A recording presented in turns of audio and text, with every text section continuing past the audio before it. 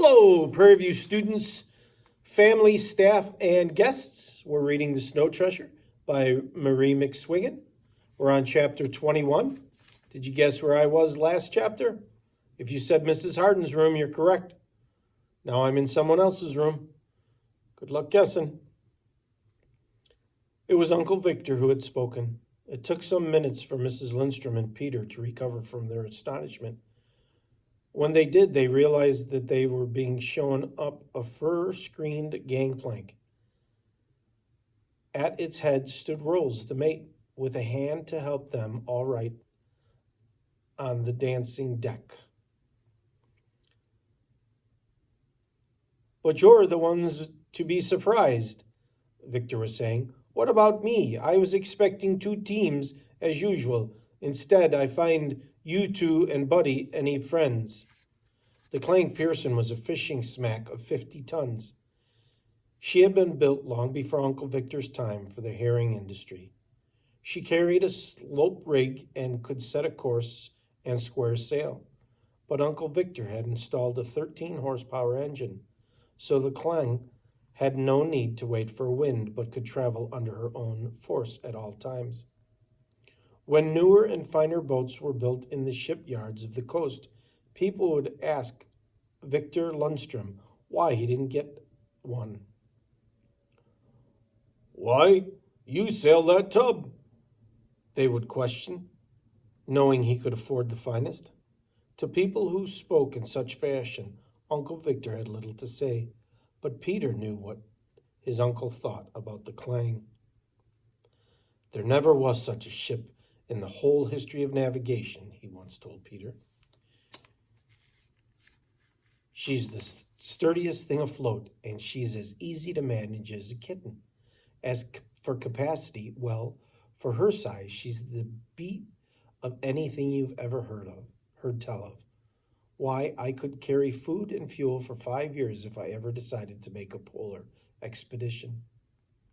When Uncle Victor brought the smack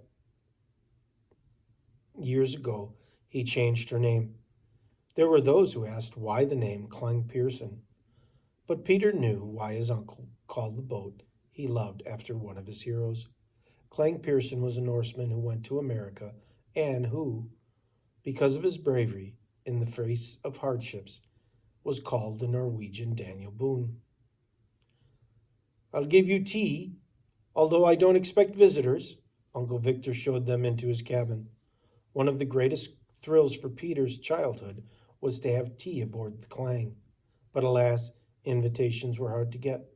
Uncle Victor was a busy man with his fishing crew, and the Clang was at sea much of the time. It was all so cheery and bright aboard the ship. In the cabin, Peter could see his face reflected in a dozen different surfaces. It was spotless as only a ship's cabin can be. Leather bunks along 2 sides served as seats in the daytime. Over one of these were 2 portholes, darkened now by the camouflage shrubbery outside. But there were peepholes in the shrubbery, and through them came a jagged, broken light. A large round table centered in the cabin. It was fastened to the deck, and above it hung a lamp on a chain. About the only other thing of importance was a large map of Europe, as it was in the 1930s. The map was draped with the red field and white bordered blue cross of the flag of Norway. "And now, what is it of news of Lars?" Victor asked about his brother. "There's little to tell," Mrs. Lindstrom said sadly. "His regiment got to Trondheim, and that's about all we know." "There's been fighting up there." Uncle Victor lit the spirit candle. He told what he had been able to learn about the army. His visitors listened eagerly. Then Mrs. Lindstrom explained the purpose of their visit. "We didn't come to make a social call," she said. "I don't dare leave Bunny and the others very long. They may get tired and wander away.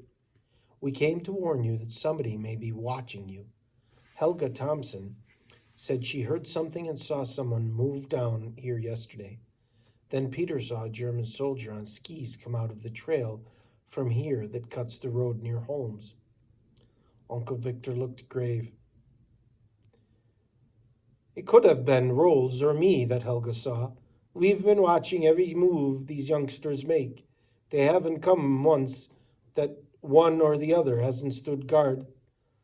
Yes, we thought as much, Mrs. Lindstrom said. We talked of that last night when Herr Holm brought the news. I wouldn't give it a thought if Peter hadn't seen the soldier on skis come out of the trail. Uncle Victor had set the kettle on the spirit lamp and now lifted the lid to see if it was boiling. You could tell that from the snow prints, Peter suggested. Yes, we could, after a distance, but it's pretty well trampled around here after Rolls and me go out night after night to bring the gold aboard. But one of us will go up the trail tonight and see, his uncle answered. But the curfew. Uncle Victor only laughed. He made the tea and poured it and passed the cups to his guest. There were spice cakes that Rolls brought in from the gallery. There's no such thing as being too cautious about spies, Uncle Victor said after a time. But if anyone had been here in daylight, surely Rolls and I would have seen him. Of course, I take about 40 winks yesterday afternoon when the children were here. You see, when the two of us dig up and carry on board almost 1,000 pounds of gold, it's pretty late and we're tired. We've things to do in the morning to get ready to sail, so we have to catch up on our sleep when we can. But Rolls was around, weren't you, old fella? Yes, I was, but when I saw Peter, I knew everything'd be all right. I'd left my pipe on board, and I came back just long enough to smoke a pipeful. Then someone could have seen and been around, and neither you nor I would have known. Is there much more gold to load? Victor asked his sister-in-law after a pause. No, you have nearly all of it. Pergarson's been checking. In the last of the week we will finish it, and it won't be 6 weeks until Tuesday. We've been lucky, Victor. Think if the thaws had come early. Well, you can get it down here too soon to suit me. He stirred his tea. This business of hanging around isn't exactly safe. You mean you're ready to sail? Peter asked. As soon as the gold's loaded, you can go to America? That's right, son. That's exactly what I mean. Then you know where the mines are laid? Sure, I've known that for weeks, since we entered the war on the side of the Britain and France. So hurry and get the gold down here so I can be underway. It will be bad enough for the rest of you get caught, but Rolls and I would be shot. Oh, Uncle Victor! But don't worry, we're not going to get caught. It's too much money to give the Germans, and anyway, I'd like to see New York again. That's the end of that chapter. Hope you enjoyed it. Have a great night.